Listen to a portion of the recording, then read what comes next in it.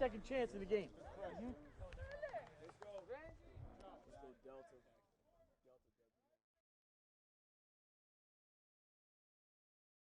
I just got done doing one. If you're interested, this presentation is over our linebackers, rules and techniques and progressions. But if you want, there's also one that might help out to go, which is where I did with the defensive line, and eventually we will get to the cornerbacks. But like I said, I want to introduce myself. Excited about being able to talk. I love talking the 3-4 defense, but I'll be honest with you, when it comes to the 3-4 linebacker, I think I get even more excited just because I truly believe our linebackers, make or break, what type of defense you may have. And I've been pretty fortunate in my time doing this. I've had some pretty good linebackers. So we'll go ahead and get started. Again, like I said, my name is Vanatta, head coach. Here's some contact information if you want. If you have any type of questions, please email me, and then if we need to set something up, we can do that. But I'd love to talk football. I'm sure like most of you all do. And I love to talk to 3-4 defense.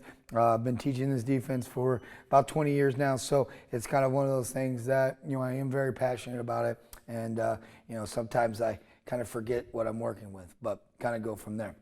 As I start, just kind of looking at base alignments, but I guess I'm going to backtrack a little bit. One of the big things that you need to understand with us defensively is I don't teach with a playbook. I teach with what's called rules. And so one of the biggest things with rules is that, that's where we try to teach our kids, what we're going to do, or what they're going to do, and it all starts with alignment, assignment, and technique. And those are our 3 rules. And I'll say it again: alignment, assignment, and technique. So basically, when we're teaching our rules, just like anything, we basically have what we call base packages. We line up in a base package pretty much 90% of the time. When we get into our base, of course, then we broaden off and we do all kinds of different things. But one of the things that I've learned running 3-4 is that we're going to look identical all the time. We're not going to try to give you takes of what we're in or what we're doing or what type of scheme we're running on that particular play. So just starting off kind of real quick, just so that we use terminology. I know everybody has their terminologies. They have their fronts, and if you go back to the D-line, you can see how we number them. I'm going to be honest with you. It's real simple. Anything head up is what we call even. So basically 0, 2, and a 4. Anything outside shade is odd, so it would be 5, 3, and a 1. Anything inside shades, basically we call it 2I, 4I.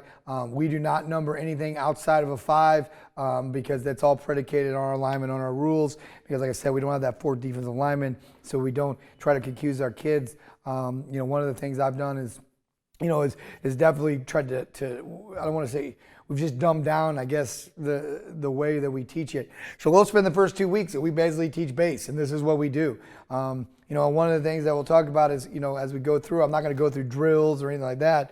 I will show some of the things that we do, but it's one of the things that's important to understand that when we're teaching our kids, we want it to become where they just understand this is my alignment, this is my assignment, this is my technique. So basically looking at backers here, going with inside backers, we just teach them A gap, B gap. Of course, C gap is out here, but we don't really even talk about C gap. We always just talk about, if B gap's filled, we're going to just replace and just flow with the football, because I don't want them to say, okay, you have C gap here, and then they all of a sudden take the C gap. I don't want to tell them they have B gap, because I don't want them to just run the B gap. I don't tell them they have A gap, but we do tell them that, on certain types of flow, depending on what the offensive line is doing, is going to depend on what type of gaps that you're going to have. But we don't tell our linebackers, you have C gap, B gap, A gap. We don't tell them that. Now, if we were sitting there and we were drawing up a defensive playbook, then I would have to say, on this call, you go here. On this call, you go here. But again, on everything we do, it would be like they would have to know like every other gap. And for me, what I've learned with a 3-4, which is awesome, is that you can teach your backers to read, flow, and go. And that's basically what we tell them. Read, flow, and go. I said sometimes, and you'll see it on some film, we'll pretend like, hey, this may not be your gap, but if you see it open, act like you've, put a rocket in your butt and fire through that hole. And that's where we say see, flow, go. And so that's why I've gotten away from a lot of teaching these guys UFA gap, UFB gap. And I think it's really made our linebackers better. And I've had some really good linebackers that have had a lot of success. And, you know, I've got some good linebackers this year that are having a lot of success. But this is our base rule. So you see here, basically our alignment for inside backers. And the question usually comes, what is B and G? It could be Mike and Will. So we could say Mike, we could say Will. But what I do here in this situation is we've kind of dumbed things down again. As I said, we use colors. So basically blue and gray. So what we call a stunt, it might be blue, it might be gray. We don't want to say Mike Will, we just say blue, gray. And they know it, blue or gray, and then that also triggers the defensive line. They have a rule, they understand what is blue and gray. So that's kind of how we align that. But their alignment, basically, we're a little off here. We're basically head up alignment with the guard, and our eyes are on the guard. Do we make adjustments? Sure. We can get into some different type fronts, and they're going to make some adjustments and kind of go from there. You know, we might back them off depending if the ball's on the hash. You know, we might have some spacing, and you'll kind of see that as we go. But honestly, their main objective, inside backers, head up over the guard, and they are reading the guard. We will talk about that as we go. So now you kind of look at the outside backers because, like I said, we are in a 3-4. We have 3 defensive linemen. We call them our defensive ends and our nose guard. Sometimes, you know, I may call them a tackle, whatever. It's the same thing. It's the same concept. But our outside linebackers are a little different. We do not title our outside linebackers blue and gray. Our inside linebackers will shift, you know, right or left depending on the call. You know, if it's strong right, usually we designate a blue backer, he goes, and a gray backer. But at our outside linebackers, we do not designate which side you go. And the reason for that is why I like it is because they do a lot with their reads and a lot with things, and they have to know their formations. So I tell them to stay on one side or the other, and I think it really helps because then they start able to, you know, see the lineman's tendencies, you know, as the games progress. So as you look here with our outside backers, you know, yes, we talk about C gap here, right here, so outside the tackle, but honestly, I'm not going to tell him he has C gap. I'm just going to tell him basically to follow his rules, but if we say, you know, if we're talking and you like to teach gaps, this is our C gap. Anything outside the tight end, we call D gap. So what we do here with this tight end right here, this is what we call tight end rules. So our rules, again, as I said, there's 3 things we go through: alignment, assignment, and technique. The alignment of the inside backers, we're basically, I don't think I said this, so I'm going to actually go back real quick. Our inside linebackers are 4.5 yards off the ball. As you can see, here's the 5-yard mark. They are 4.5 yards off the ball, and they are head up on the guards. I do not like to get these guys caught up in here, because a lot of times when we get caught up in here, especially with no defensive linemen to occupy, they can get caught up, they can get down blocked. I want these guys to, like I said, you know, flow and go. And so by giving them space, and you'll see that, it allows them to do that. So again, I went back just so you make sure. So looking at our alignment here, our outside linebackers rules. So this is their alignment rules. It doesn't change. They get a tight end. We're basically going to split the tight end in half, keeping our outside shoulder free, their outside shoulder basically splitting our chest. All right, they're not in any type of attack stance. They're in a nice squat stance. You'll see that here in a minute. Getting their hands ready, because their main rule with a tight end is they can't let him free release. They have to get hands on him. Now, anytime let's say we have, you know, and this goes for any type of formation, but here's the tackle, the offensive tackle. Anytime we have a receiver, you know, split out or whatever it may be, it could be trips, it could be, you know, 2x2, it could be pro, and whatever you want to call it. But we don't teach our kids formations. They know them, we have our set, but we're not going to get into that defensively. Like I said, we're going to teach our defense basically, is it a 2x2, a 3x1, or is it a 2-back? And that's what we go with. So we're basically 2x2, 3x1, or 2-back. And so basically that's going to teach them alignment. So right here, we'll just pretend, because we know there's one back, we got a tight end. We don't know if it's trips. It doesn't really matter if it's trips, because even if they have 2 receivers out here, so if they got, you know, a receiver here and a receiver here, so you got that look, they still are going to play tight end rules. They're not going to widen out, because now that tight end, you know, he's got that free down, he's got that free release, so he's going to play his alignment. If we're over here in this sense, basically we know we got a back, may have a receiver over here on the line of scrimmage, so we've got a 2 receiver set, or it could be trips just like this. It's not going to change. So basically what's going to happen, his alignment is 3.5 yards off the ball, split the difference between the end man on the line of scrimmage and the first receiver. Even if the receiver's on the line here and he's split out, okay, we're going to play this technique, but again, he would be splitting the difference. So hopefully, that's kind of where we're at there and get off. So those are just our alignments, and that's the first rule. And believe me, we spend the first part of practice, and I don't know how many times in the first 2 weeks we have to remind our guys. I don't know how many times I'm yelled tight end rules or split the difference or back off the ball. So, again, alignment is important. And then as we progress, we'll start stimming and moving this guy a little bit. Same thing where we might do with our inside backers, but more with our outside backers, because we will get into it. We have what we call on-off rules, and we don't want you to know who's on. All right, so as I move in, like I said, those were basically our alignments. So the next biggest thing now is our assignment. And our assignment becomes, and we're going to go with our on-off rules. I'm going to start with the outside linebackers. You can see whoever in a position, on with a tight end, on without a tight end, linebacker off. Now, again, when we talk about on-off rules, it doesn't mean that you're on the line of scrimmage and you're off the line of scrimmage. It means you're on depending on where the tight end is, and you're on or you're off depending on what the receiver, the sets are.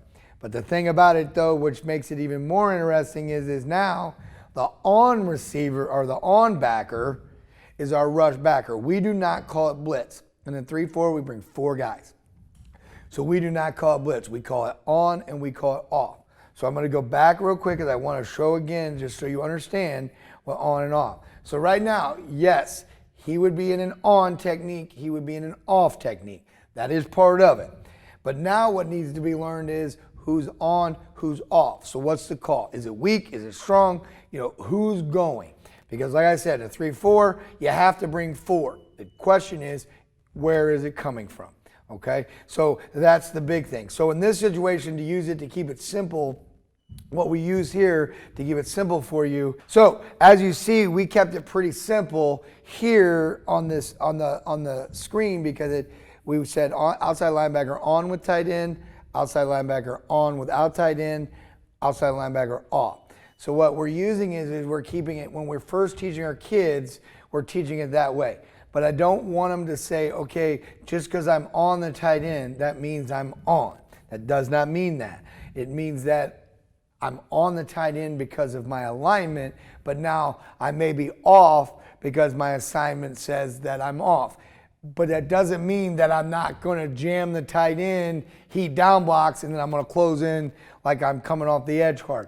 So that's just the difference, and then it helps go into our defensive line. Outside leverage. Basically, like I said, split the crotch tight end with the knee. Outside linebacker on without the tight end. Outside leverage of the outside tackle, line up on the line of scrimmage. What do I mean by that? If we have one receiver to one side, so you don't have a tight end, you have one receiver, we're going to tell that guy, go ahead and get on. Get up in there like you're coming off the edge. And a lot of times we do because we play what we call multiple coverages, and a lot of times we're going to go man up on the backside. But how do we switch that? Because we're going to man up backside. We'll throw fades on you all day. Well, we easily switch that, and we'll just drop cover 3 with him. And so all of a sudden, then he's on the line of scrimmage, so he looks like he's getting ready to go. He sees past that. He's going to drop underneath the slant. He's going to drop underneath and allow our corner to gain depth so we don't get beat deep. So those are the changes in the mix-ups there. Our outside linebacker that's off, usually one off. We usually say it's about 1.5 yards off the line of scrimmage, and it's 3.5 yards. I didn't put it in there. It's 3.5 yards in depth. So we should be at 3.5 yards. About usually in most situations about 1.5. If the ball's on the hash, it might be a little bit further. So basically, it's going to go from there, and we'll talk about reads and things like that. Run responsibilities. It's real simple. If you have a tight end, we call it a pinned tight end. That means basically you're pinned on a tight end. Don't let him beat you outside. That's the biggest thing. Don't let him beat you outside. If he blocks down, drive him down, keep your shoulders square, keeping your eyes in the backfield. You'll see that here a little bit. But it's kind of one of those things. That's a pin tight end. If it's a pass, we don't let him come off the line of scrimmage. So a lot of times he might be the on backer, which means he's rushing. He's going. But he has the tight end. He can't let the tight end release free. He has to take him and drive him, and then if it's pass, then he can maybe come off. And basically he's just kind of playing that outside, making sure the quarterback doesn't get out of contain. But we try to hold that tight end so that he can eventually pass it off to the inside backer. All right, so I want you to understand why it's interesting to know if you're on and off. And I've had many people say, well, Coach, how'd you blitz right into it? We didn't. It was basically his read, and he was in, and the other guy was the on backer, so he was on, didn't matter, and go. So it kind of goes from there. So now, if I'm without the tight end and I'm the on backer, and you'll see it, you just go. We go right to the quarterback and kind of go from there. And it's real simple. You're blitzing, go. But we don't want you to walk up to the line of scrimmage, especially in today's offense, because everybody's RPOing, read options, all these other things. So we don't want to walk you up on the line of scrimmage and go, and then they check out and they run a hot route. Seen that happen. We want to hold our linemen so that you see us basically in the line, oh, he's not coming, and all of a sudden on the snap of the ball, we're coming. And I've had outside linebackers, well, I can't get there fast enough. And I try to explain that. I'm like, that's not. I'm not trying to get you there to get a sack. I'm getting you there to try to get pressure, to keep contained, to make them check out, to make them hand the ball off, to make them look at different reads. So in a way, it's kind of our RPO against an offense to not allow you to know exactly what we're in. But again, it's the same alignment every time to the rules, okay? So I'll say it again. With a tight end, you got your split alignment. Two receivers, split the difference. With one receiver, you're going to be up on the line of scrimmage, and you basically kind of go from there. And I know we've got some stuff in here and condense and squeeze and all that stuff, but we're going to go into that as we go. So here's the fun part now. This is like my favorite thing. You are looking right now at our drill sheet. This is our drill sheet. So basically, we do this every day. And at the beginning of practice, depending on what your offense wants to do, so I always get with the offensive guys, and I say, what are you going to do today? What's your main focus? Coach, we're going to work zone. We're going to work zone today. That's our focus. Well, I don't care if it's inside zone. I don't care if it's outside zone. So my two key elements right now, what I'm going to look at right now is our focus today, especially early in the year, to be able to teach them is zone 2, zone away. And so these are our outside linebackers. And it's the same thing. We go to inside backers. They have the same fits. Zone 2, zone away. So we tell them that's our practice plan. So that when we're going and, when the offense is running their stuff or, again, in high school, we don't get the platoon here as much, I have in years past. But so one of the things is, a lot of our JV guys, are working, are working zone 2, zone away. Well, so our defense. So we're able to monitor them and say, these are our focus today. All right. And so these are our run fits. All right. And so, we talk about a down block. We talk about a pull block. We talk about the key for the nose guards. Well, the key for the nose guards, what that means is just basically what is he feeling flow, what kind of pressure is he feeling, and that kind of changed some of our run fits as we go through it. A lot of times the outside backers really not involved in the nose guard, but it's there because if we want it. And so I always talk about 5 reads: down, zone 2, zone away, pull. Here's the thing. When I say key for nose guard, let me go back. Talking more like a scoop, maybe like, sometimes the centers will pull. We don't see a lot of centers pull because we play a nose guard. You don't see it often. We do, but we use it. But really for me, the 5th read is a pass read. So when we talk about, when I design my practice schedules, we're going to have our individuals, our forward drills, then we do what we call, then we're going to go over what we call our run fit reads. So we're just going to go over our steps, and we're going to progress through our steps. And then always having DOBs, and DOBs are going to be different with zone than they're going to be with down. And we teach 2 types of DOBs, rip and reduce and, push-pull. Same thing any other defense would teach. It's just depending on what we're going to do. And in all honesty, with zone 2 and zone away, it's all going to be different too, because if I'm an on backer and I get zone 2, I'm using reduce and rip because I want to go now. If I'm the off backer, I'm going to actually use push-pull and try to string the line of scrimmage. We'll show you that as we go. Hopefully I'm not confusing anybody yet. So what is the down? Here's the 3-4 fit with the outside linebackers with a down. So basically, like I said, I went and said we're going to use it. But if Our offense says today we're going, and we're a zone-based offensive team, but we do some stuff. We do have a couple of plays, like a wham, and we have some other things, where where it's a G scheme, or whether it is a type of counter. I'm not, we do stuff like that. So even though we don't run a lot of lead or a lot of power, still going to get a down block if you're running like a G or you're running a counter, or a power read, what we call is just a long stretch there. So what happens is we, after we do our DOB, or after we do basically our footwork drills, maybe do some little tackling sessions, we're going to fit up with the ends. So basically, we're going to tell our inside backers and our nose guards, they're going to go a totally different direction. So they're going to go over and they're going to do their own drill. So what we call it is a diamond drill. And so what we do is, this is, because I always tell our outside backers, the biggest thing you got to do is get down the diamond. And the diamond basically is from his position to the deepest back. So he's just trying to keep that diamond. He wants to try to keep everything inside. So I guess if most defenses would say, oh, well, that's your forced player. Sure, but we don't get into forced players. I just want you to, I don't want to say you're forcing it. I want you just to get down the diamond. And I think that's the biggest thing that we do, just to keep it simple with them.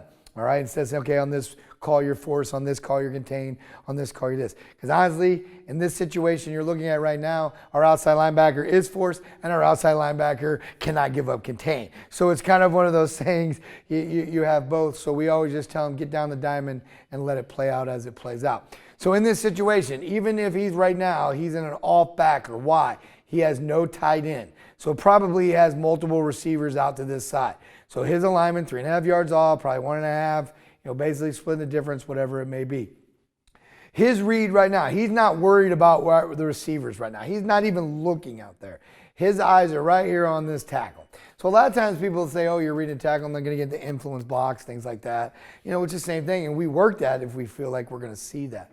But one of the things here with the outside linebacker here is if he down hard, he's going to wipe this end out right now. We're going to take this outside backer, and he's hard down the diamond.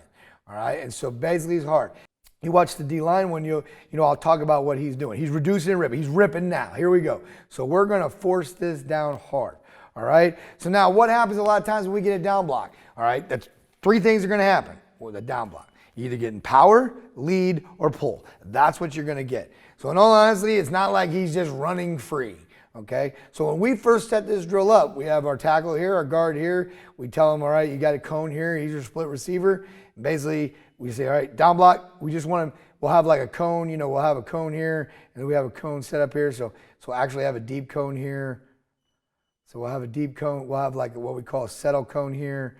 And so basically, once he hits it, he gets that down here. He's going to rip hard here, settle in there on that. And basically, we're just going to go through that. So it's just a fit.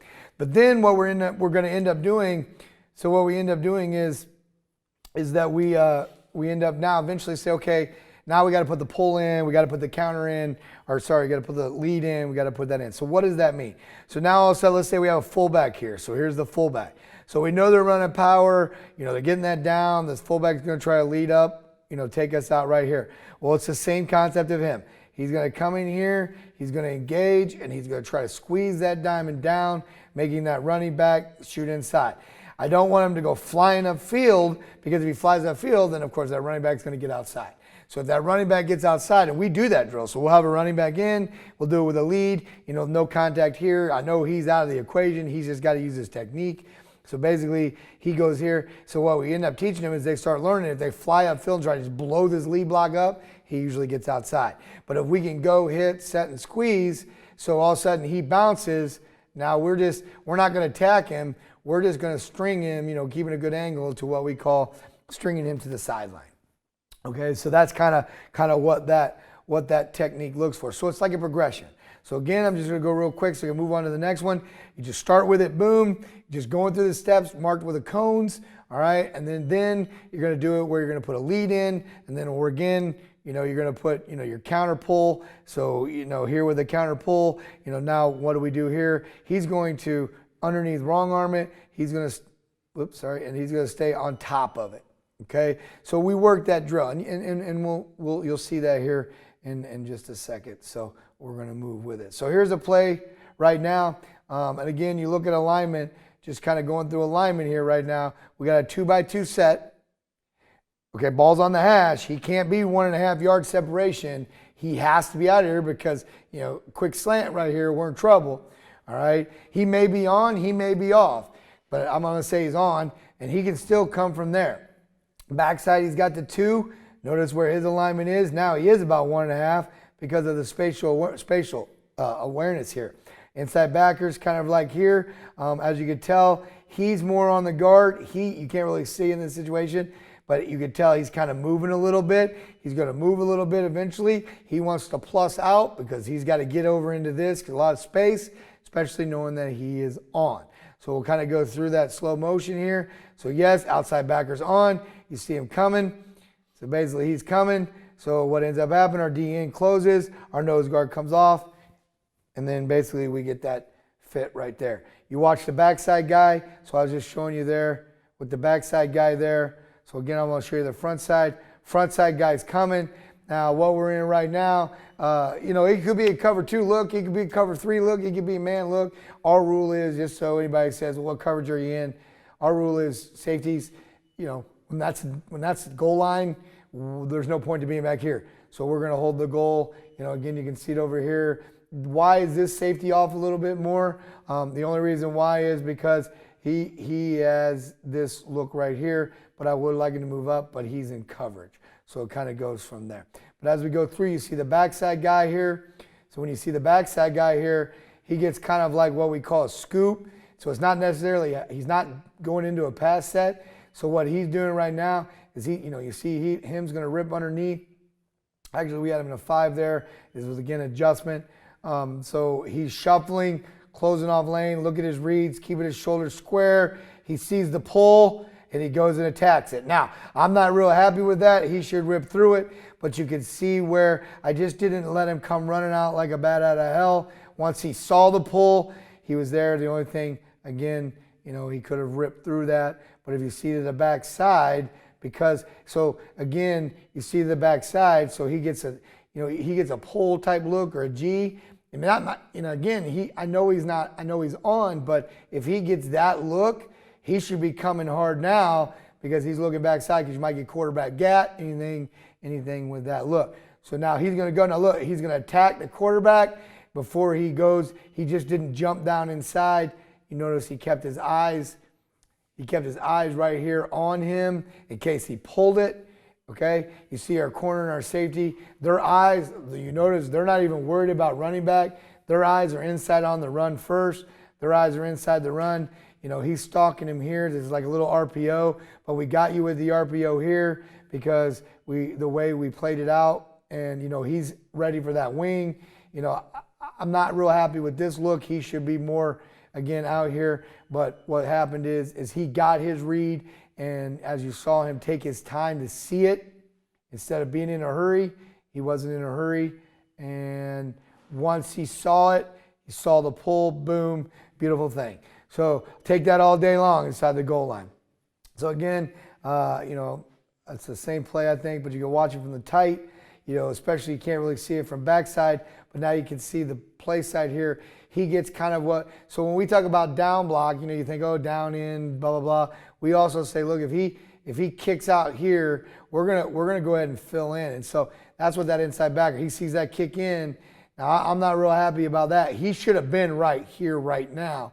Because you see the backside inside backer, if you see what he sees that little scoop step. But again, remember we talked about flow to go. He sees that, flow. He's going to go. And then again, nose guard does a nice job not picking his side, trusting his teammates. And, it always is nice when we can throw a tackle down like that to open it up. And then boom, there's everything. We're in the game. We're in business. All right, so then we go to zone 2. Same concept. You just see the zone. A lot of it's just stringing that out. You can't really see it on film. We'll see a little bit. The biggest thing I always say is if you're on, so if this is the on backer, even though he's not on the line of scrimmage, depending on where the receivers are, he is on. So if he goes on, so if he's coming. But what happens is let's say he starts coming and all of a sudden he starts to stretch that zone right here. He starts to stretch that zone. I want him to just rip, engage, and really kind of become the force player, forcing it back inside. And what his job is to do is he's going to do that hard rip in here. That's not how he always plays it. He holds and he settles. And so basically, if you force it back inside, we'll show that in on film. Now, we use this, so this is just the way we do the drill, so we're using zone 2. So it's the technique. And the crazy thing is when we're doing it, and I'll show you in a minute, we're doing both sides. So if we're going zone 2, zone away, whatever it may be, if I'm on this side, if I'm on the left side, that would be zone 2. But if I'm on the right side, that would be zone away. So it's the same concept. It's not like I have to change and create the thing. It's the same concept, and we work it back and forth. So if that happens. Now, if he's the off backer, he is off the line of scrimmage, but he's the off backer, meaning he's not rushing if it's pass. Okay? If it's pass, we always tell him, just because you're on it, you're still getting your reads for run. Only if it's pass, you pass rush. That's really what it is. So if he zones and we see that, we're going to attack and we're going to play that outside and we're going to force to the line of scrimmage. We're going to play the line of scrimmage. All right, because we're already downfield, so we got to attack and then try to work it and let it. And as I said, I'm sure a lot of you guys talk about it. The sideline is our 12th man. Work it to the sideline. Use him as the 12th man. But that's how we work the zone 2. You'll see a little bit here. I'll try to get back in. I'll get to the next one because it gives you a little bit of look here. But we're going to the next one here. But as you see it, it's zone 2 with a little base out kick. Again, it's more like an RPO. He's trying to defend it. So we're getting that zone 2. So right now, he's a little bit behind. He should be getting that base kick. He should be going ahead and coming hard. Notice here there's only a single receiver. So really his alignment's wrong. He should be up here on the line of scrimmage. Again, might have been something we told him to do because they may have gotten, this might be a short down in distance, trying to give up that slant, trying to give up that little, now route, whatever it might be. But if you get that zone 2, so you're watching him, he's kind of playing it nice and slow. So he sees it. Oh, but here's the thing, he was on. So I don't like his angle. He should have been more here because we do some things we call it razor rules and some other things. Can't get into it too much because it is kind of one of the things that we like to do, but basically because we have BPU or back pickup or whatever. So if he crosses face, he goes here. If his body and back is turned, basically he's watching him. So as you can tell, RPO, he's sitting there just watching these two guys and they're just slow flowing it while on the backside, here we come. So again, a game day adjustment, something we did. I could talk about that another time, but then boom, you see how he comes hard, and I know the quarterback's kind of frustrated because he could have possibly pulled that ball there. But that's just how he played the zone 2 when he was on. So you could kind of see it. It's hard to go through a bunch of them. But if, like I said, he's crashing hard, people say, well, Coach, why didn't you go to quarterback? Because he went. But again, this is a rule we have. I'll basically kind of tell you this. It doesn't matter whether you're on, whether you're off. If the back is away for you, you have quarterback for option rules. If the back's to you, you have back pickup or back. Once he crosses face, this outside backer over here now has this rule or has quarterback. He now picks up back. That's why you watch our outside backer. Instead of going to quarterback, he crushes down right in on that note. So it kind of goes from there. So then again, zone away. I just show you the biggest thing with zone away that I try to tell our kids is if they get zone, that's run. They get zone.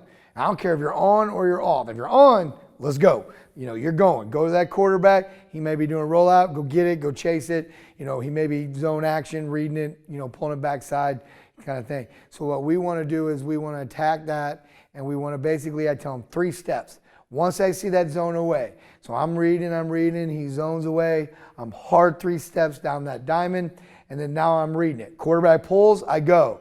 If action goes away, just like anything, I flow back into action. And so it's just kind of how we work it. Again, if you go to our D-line, you'll understand how he would play it if he's off, how he would play it if he's on, and it makes more sense. And we'll show that here a little bit as we go. All right, so here's another clip of that, kind of watching it. So, a little different here, kind of like I said, I don't want to get in and go, oh, this is this formation, because now we got our sets. But the team we're playing here, they like to run the football. They like to run the football. So one of the things that we knew is now we got our safeties down in the box. They got one receiver out. We're going to man them up. It holds it off. But here's the thing. You still have a threat. 1, 2, 3 by 1. So basically, he's got to play this guy like a tight end rule. now our inside backer or safety can play this. Our other outside backer, again, he has no receiver, so he's in basically a hard go position and looking for kind of like that zone away look. So all of a sudden you get this, the motion, you get that zone away look. Notice what he's doing here. Now he gets back turned here, so it's kind of tough. So he's coming. Our corner's coming, again, a game day adjustment, but he's coming through here. He's going to come hard. He's going to attack the backside shoulder here. And then if you see up top, he's slow flow reading it right as we go through. And waits, and then closes in on it. And then the outside backer on the top side, they played this very well. Now granted, people have said, why don't he just chase that down in there? Well, I can tell you why he didn't chase it down in there, because the game before that he did, and they ran a little reverse rollout pass for a touchdown to be, to hit us. Not this team necessarily, but I guarantee you they saw that. So we worked on that week, where he was coming in, and all I just told him to do, instead of chasing it, throttle down, trust that these guys will make the play. He's doing a great job here. He's not attacking. Notice, here's the line of scrimmage. He's holding the line of scrimmage. By holding the line of scrimmage, it forces him to want to go inside, and then once he starts to try to bounce, then we're there on the outside. So, that's kind of how that played out. We'll just kind of go through. Again, you can kind of see it real quick. And I'm really focusing on these guys right now, but you can watch it as we go through. Boom, he tried to make that little stunt move, but now he's going to hold that outside. Here he comes. The other guy's trying to get inside. We have our safety here, ready to fill. We also have our, other safety here ready to fill. But remember, they only have one receiver outside there. Nice play. So good football players on the field right now. They had a really good offensive line. We did a really nice job. They did a really nice job just disrupting them by using those diamond reads. So here's the next one. It's like a pull. So again, what you're seeing here is you're seeing the down. So this is just an example of it. So, but on the backside, so for example, on the backside here, you might get a pull. Podium's a little shaky. Might get a pull. All right. And so your outside backer's here. So what he's going to do, same concept as zone away. Hard 3 steps. See the quarterback, because there's a lot of teams now that think we're chasing that counter, so they'll fake that counter and the quarterback will pull it. So he's reading. Once he doesn't see it, it's a full back. So we're working this drill. And we do it for a long time, and that way we can get everything into it. So as you can see here, you kind of watch. So here's the pull. So we're going to get it. And even though this isn't like a counter pull and you got a little fill here, it's still the same concept. He's down blocking. So even though right now, you see you're saying, well, who's on, who's off? Well, if you look at this right now, I think that's a tight end. I can't really tell. But he's probably pinned. He's kind of more off, but he could even be on because why? You only have one receiver. Again, a 2-back rule. So basically what happens is if you watch the guy on the bottom, he's on. But even if he's not on, I know he's on because of the way our tackle is ripping inside. But he even if he's not on, he gets that down block. So our tackle is trying to work himself in and get underneath, and he's trying to stay over the top. Now, this is a little different scheme, but he does a good job adjusting here to this pull. And so even though this isn't a true pull, he does a good job here because his role is to keep that outside contained, but yet force it back inside. Again, that's why we don't go force and contain. And this kid, young kid, came a long way. So really forced him here. He forced it back inside. There's our tackle kind of holding. Yes, he's going to get it. He got this guy sealed. That's our inside backer. He's going to try to get here. But then all of a sudden, here comes our safeties. And then so as you watch this go, there's nowhere for him to go because our inside backer believes he knew that we were going to force it back inside. He sees that down. He sees that opening. Flow to go. He saw it. He went, and it worked. Again, why I don't tell him to go gas. So you kind of see it here a little bit. This isn't necessarily a true counter. I just like the way I put this in because I like the way he adjusts. He's coming hard. He sees the down. He knows he's not there. He's coming hard. And then all of a sudden he sees the fullback. So, some people might call it, It could be like a wrap scheme, whatever you guys call it. You obviously guys too many terminologies. It's a pull down to us. That's why we keep it simple. That's what I always tell defensive coaches. Just keep it simple. We're defensive coaches for a reason. I had help in math class because I can't design offense. I just teach these kids, you see this, go. And that's the biggest thing with defense. Just go. Believe it, trust it. So the biggest thing is he made a great adjustment. He wrong arms it. He doesn't try to press it upfield just in case he tries to kick and bounce. He's in good position in case he bounces. He doesn't make the play here. He doesn't make the play here. His job is to make sure that quarterback doesn't pull it. This causes problems with the RPO. But if he tries to chase that down inside, this guy's going to pull it. Well, you see the running room he's got right here. So that's why these guys did a really good job right here, making that play. Love it. And then again, you see where, just real quick, and we'll go into some backer play. But so our inside backer kind of saw, what do you see here? So here's number 76. He's reading the guard. That inside backer down blocks. As soon as he down blocks, our inside backer should be going. He knows that he's shooting B gap. So basically, our nose guard's kind of getting driven out. A gap does open, but notice backside slow. He sees this, but he also sees this. We had to tell him in this game, slow down backside. Slow down backside. He had a tendency, once he saw it, he wanted to go. Made a lot of big plays, but also gave up a lot of big plays. So we knew they were going to try to attack this. So he kind of hit that, and then good, everything closed down. And even though our outside backers didn't make the play, they got their plus points. They did their alignment, they did their assignment, they did their technique. So now going into outside linebacker pass rules before I go to inside linebacker run rules. So really basically real simple stuff. We use terminology as this. We use one terminology in cover 2. We do use cover 3. It's the same, just a different one. We say skiff. So what we tell them is you're going to skiff technique. And we work this. So when we're working our guys, we have it off, point, we put a cone, we put a cone here, a cone here, and a cone here. So what we tell our guys is, of course, you got 2 receivers. So we say slant, curl, flat. So once they recognize pass, again, their alignment is off. So it doesn't mean that they're not going, because if they're blitzing, they're on. So if they're off, even though, if they're off, meaning they're not rushing, they're going to yell out, skip, skip, skip. Even though they know it might not be pass, they're just reminding the inside backers, hey, I got this, I got skip. They're also reminding the corners and the safety, because if our outside backer is going to go, our safety's got to creep up a little bit because we got to take away that hot route. So it's just a term that we use, skip, skip, skip. Basically, it just tell them, okay, we're in cover 2 over here. Well, even though they know they're in cover 2, but we know you're off. And he's also going to give a call. He could give a possible call down to the defensive end, because the defensive end, knowing he's off, if it's pass, he's got to break contain. But that was in my defensive front thing. So what he's going to do is when he sees it, their eyes are not looking at receivers. We do not look at receivers on the snap of the ball. We are looking at the tackle. If the tackle set steps, if it's play action, people go, oh, it's play action. Well, if it's play action, that's a great play. They've got to recover and get back, and you got to trust, your DBs, their secondary run. So you got to trust that. So if he gets past, he's going to automatically, his eyes are going to go right to him. And I'm going to show this here when we get into coverages. So if you want to learn a little bit more about that, when we go into coverages in the next section. I'll show you. But his eyes go to number 2. Whatever number 2 does is going to tell him his next step. So let's say number 2 goes out. Number 2 goes out. Boom. He's looking for slant. He's driving right to slant. He doesn't have a drop zone. He's not going, oh, well, you're on the hash. No. He's looking right to number 1. His eyes are going to flip right to number 1, and he's going to say, I'm taking away slant. I mean, I've seen quarterbacks throw balls that hit the outside linebackers right in the back of the helmet because they're driving on that slant.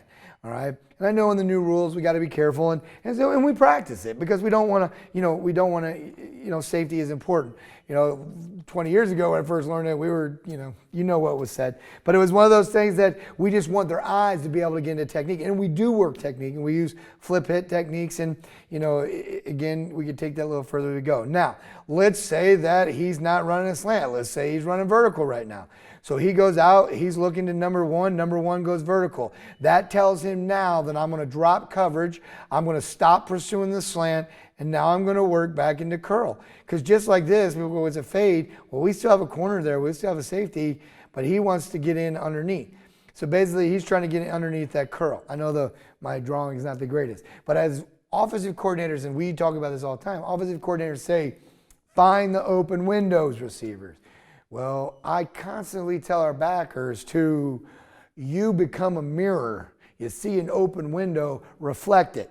So basically what we're doing is if that quarterback sees that mirror or that window, we want to become a mirror and try to get back in that mirror. Then if, like, let's say they're in all that coverage, our corner's sitting there working, they decide to throw that little out route, boom, he's going to hit drive on the flat. That's a skiff, and it doesn't change. And I don't care if you're getting two verticals. So, the question becomes, how do I get the two verticals? With that, how do you defend it like that if you're driving right to slant? Well, remember, if number 2 presses vertical, his eyes are right to 2. He's not leaving 2. He's not going to go, oh, I'm going to slant. 2's there. 2 goes inside. He's going to basically kind of like sit, throttle down. This is his threat. If he goes out, now we go to slant. So if he runs vertical, he's going to attack to the vertical, which carries him right to the curl.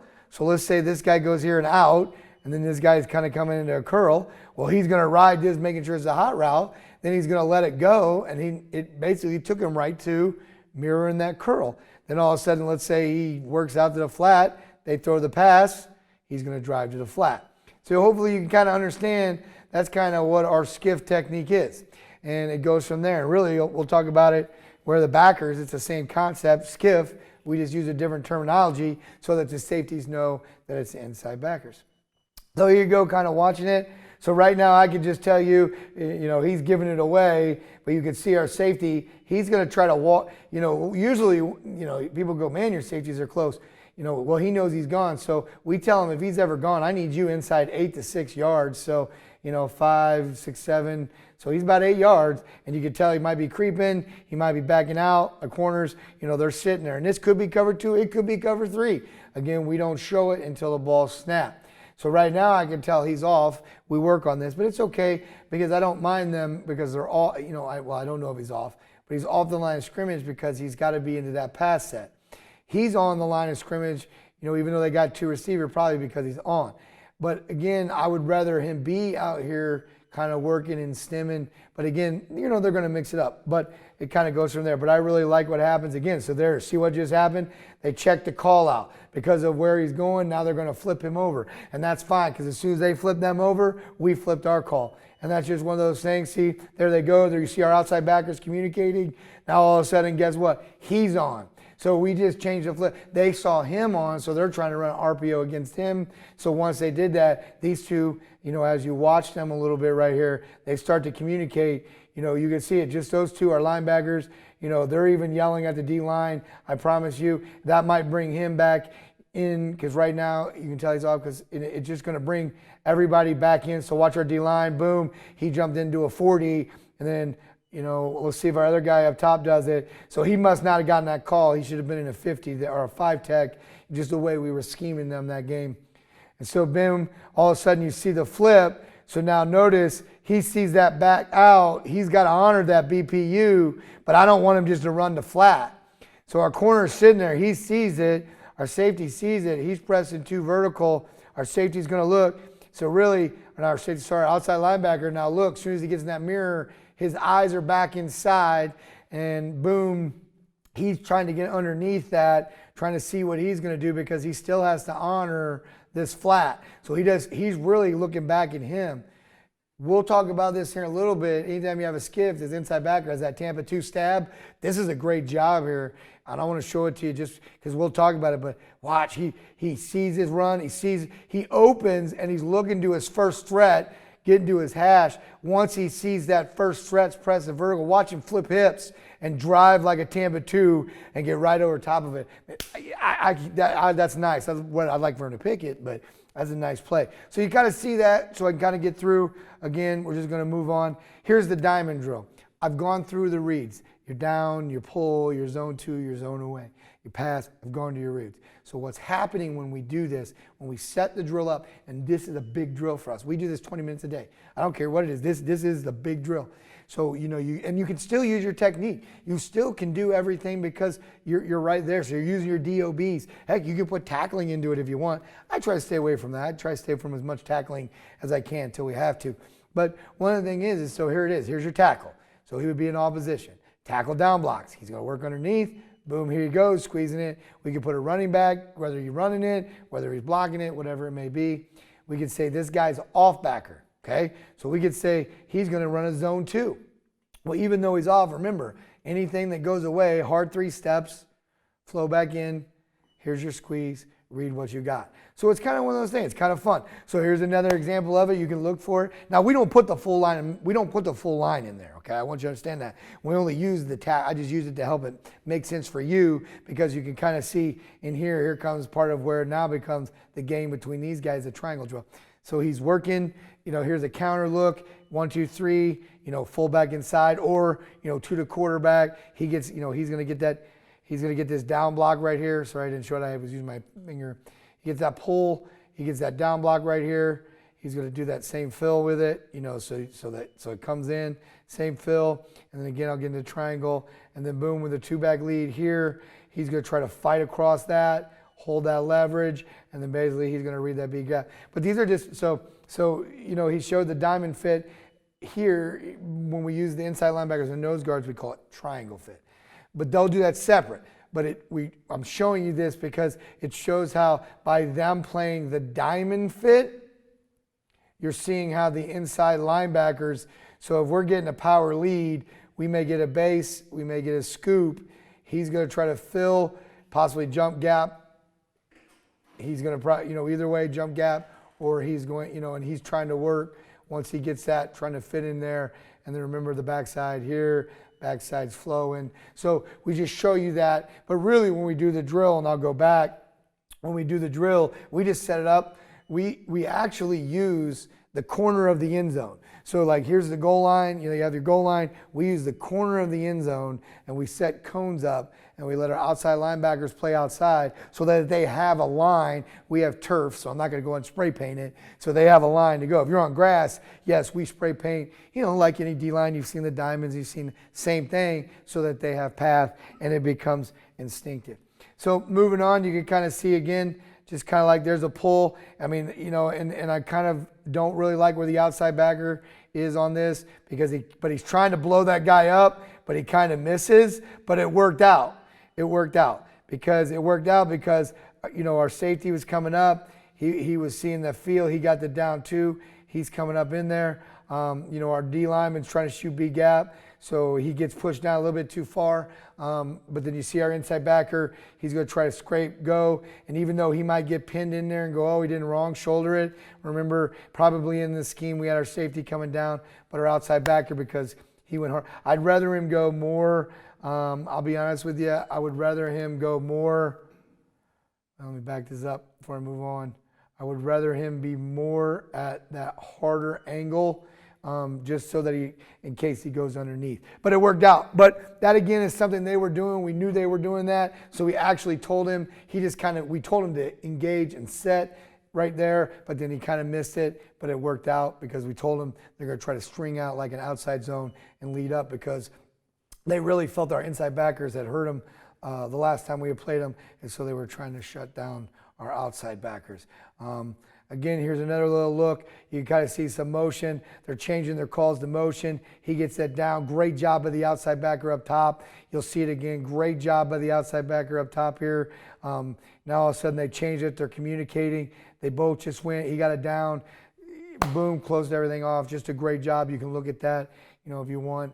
All right, so going to the triangle fits, these are with our nose guard backers. The biggest thing is there's 5 things that we go. Down block, zone 2, zone away, pull. So the biggest one is here is, this is where you get that down. So what we tell our guys with a down, we're going to tell our guy with a down, if you get a down block, you got to take a hard step away. So the ball's inside. He down blocks on our nose. We will go, well, you might not, you get in that one tech, you might not get that down block. Well, we don't play a one tech. We're in a nose guard. Or we're going to get a down block. Or we're going to get a base block. If we get that, we're stepping away and we're filling. I'm coming at you right now. So once we fill that, boom, we're taking away action, hopefully going flow. Yeah, we might not make the play, but we're now forcing it to cut back. And many times with a down block, I've had a lot of people, man, you blitz right into it. No, he saw a down block, he went. It's a 3-4. We don't have gaps, we have reads. And I can't continue to say that enough. Backside, so this could be a backside zone. This could be a backside pull. So he could be pulling here, so he could be trap. All right, so what he's looking to do is, because he's going to get pressure, he's trying to fight pressure, which we talked about in the D-line clip. So what he's going to do is he's going to slow flow and try to make sure if it cuts back. So I guess if I was using gap terminology, he has B gap to A gap to flow side C gap. Backside has A gap to flow side B gap. So basically what he's trying to do is he's trying to flow, read that action. You know, a hard, quick trap is going to hit fast. You try to blow it up. If it's any type of lead or anything like that. Even with zone, we get a little down sometimes.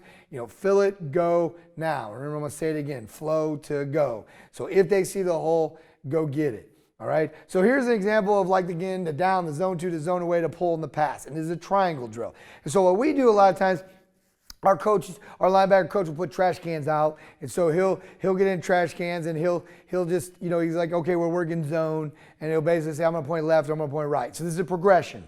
So he'll point left. So once he sees left, our kids will, you know, if the zone's to me, so if I'm the left backer and he points that way, I'm going to be hard to fill a little bit, because zone two, I'm really trying to go. So if I'm backside of the way he points, now I'm just kind of, you know, working that scrape, slow flowing it, you know, trying to figure it out. So then eventually we'll bring the nose guards down, and we'll actually put, you know, a center and two guards in, and then that's our drill. So you're looking at, right now, you're looking at a drill that we take 20 minutes. We rep it, we rep it, we rep it, we rep it, we rep it. And then once we play somebody, so if I know I'm playing you and you like to run two-back power lead, well, I guarantee you we're going to focus on a lot of two-back power lead that week. And not by running team, by running this triangle drill. So if we know you're a zone two, zone away, we're going to work triangle, zone two, zone away, zone two, zone away. You know, making sure our nose guard's fighting pressure. So here's this kind of example of it. You get the down right here, probably going to get that, you're going to probably get that little scoop, probably going to get that little backside scoop here, all right, or you might get that base. So remember, anytime you get a down block, step away, fill now. But you can gap responsibility. Remember, my end's here. He may crash B gap. And all of a sudden, here comes the ball's coming out, and he's going to bounce. Well, he's going to step hard fill. If he sees everything close up, he's now going to scrape. That's why we don't play gaps. So, you know, that I try very hard to stay away from that, because I want him, again, and I'll say it again, flow to go. But then you get the pull. But it's the same thing pretty much. All right? Getting the down, trying to get to it. So it's a down block for him. Down block fill. And they're like, oh, well, how do you fill it? Go, blow that up right here. And then backside, he's going to get the pull. It's the same thing as like getting a scoop or getting a zone away. He's going to slow flow it. And as we put up here, he could be anywhere from A to, here, because he's getting zone two, I'm on pull. Play it away like zone. To go over here, going to zone two, he's going to play zone. So now what's happening here is, remember, he's going to fight that pressure. You're going to get that in that's going to crash B, all right, or contain B. And then basically you're going to get that slow flow here. He's playing A to B. So what we tell this guy, if you get zone to you, meaning action to you, ball's inside, we're going to step and we are flowing like crazy. If B gap opens, fill it. If C gap opens, fill it. If it gets to the sideline, scrape it using the 12th man, which is our sideline. Okay? So there it is. And then our fifth one, again, is pass. So we use the concept here for skiff. So I'll show you that here a little bit, but I'll talk real quick. We skiff as an inside backer. Let me get rid of some of these real quick. We skiff as an inside backer right here because this means this backer over here, this outside backer over here, he's on. So he's out of pass coverage. So he's going to skiff. Now, he doesn't say skiff. He's going to yell a term called buzz. Same rules, though. Slant, curl to flat. But he's going to say buzz because it just tells our safety. It's an indicator for our safety to just say, I'm over here, so I can't get to that hot route, so that safety's got to step up a little bit. So it's just a term. But it's still slant, curl to flat. Now, I didn't go into it, but we do run a lot of cover 3 too. So out of a 3-4. So instead of saying skiff, which we use in cover 2. So if we're running cover 3, we'll use the term sift, which is basically slant to flat. because we're not going to worry about curl because our inside backer, or well, in that case, that inside backer, in cover 3, our 2 inside backers are going to go hook to curl. So if I'm the outside backer, I would say sift, and we'll show that a little bit as you go into coverage, but it's just something that we use terminology and tags. The backside backer, it's just like a Tampa 2 stab. So what we do is if my outside backer is off, meaning he's in pass coverage, I have stab. And so the question is basically, it's a Tampa 2 stab. You saw that a minute ago when I showed you our inside linebacker, played it perfectly. He opened up, got to the hash, like a kind of look into for his first threat. Once he saw the press vertical, he snapped his hips, started working into it. So what I always tell our backers is you at least want to get into an 8-yard stab. And then once you get into that 8-yard stab, then allow the route to continue to push you vertical. Okay, so, but by getting in that, you saw that, it makes that throw. We did have a couple picks there, but I put that in because they really played that well. Okay, and so that's why we show that. But these are our down, zone 2, zone away, pull and pass. And it is a drill, 20 minutes. And we do it just like this over and over again. And you just rep it out. So it's a beautiful thing. So here you kind of see our alignment. This is against 2x2. We call it deuce, whatever. Again, I'm a defensive guy. It's 2 receivers by 2 receivers. You see our alignment. You don't know who's on or off. You saw in the film a little bit. They do cheat, but sometimes they're not cheating. Sometimes they're actually disguising. So it's hard to get mad at them because we don't log in right. Because as you see, if they motion over and something flips and stuff, they'll communicate. As long as I can get them all on the same page, we're good to go. So that's that look. So then you have another look. Again, this is just alignment for you to see it. I showed you a little bit how it feels, and then it kind of goes from there. You see this. This would be still a 2x2. Cover 2 look. Could run 3. Could run man. We could run man free. But we're going to align to this until we know what's going to happen. We love it when offenses check out or think, oh, well, they're in this. We love it. So here's our trips look. I'm going to get into that a little bit more, but it just shows you how we align, with our back. As I told you before, I don't care if they have 3 receivers. He's still splitting the difference. I mean, I know they're there, but he's really splitting the difference right here. And then here, he should be really on the line of scrimmage. But again, it's just we do this, a little bit there, but they understand it. Why is he on the line of scrimmage? You have 1 back. So we disguise it. Sometimes they'll back up, so they do. So they will disguise it in case, we might run man here, and that means he's on, or we might run a cover 3 look. Even though we might have a 2 shell here or a 2 look here, he'll disguise it, and all of a sudden they're like, oh, he's a man, we're going to press a fade, and all of a sudden our corner bails. He opens up here, everything runs vertical. He's basically going to settle, look back in, and kind of go from there. But this is our alignment here, and it's the same thing. He's really about 6 yards. The corner can be 4, 4.5. We'll allow him to play to 7.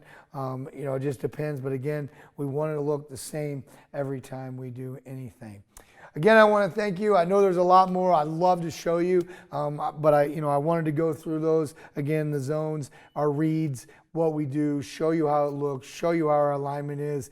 I could talk forever about backer play and how it plays out to different, because I know a lot of times people have asked me and said, hey, coach, how do you defend this? How do you defend the power read or the G or, whatever it may be? And then there are tweaks that we make. But again, a lot of that is if you get your read, you're going to put yourself into a good position. So if you ever have any questions, please email me. I'll be more than happy to, get back with you and definitely talk football. And so that, again, that was 3-4 linebacker play.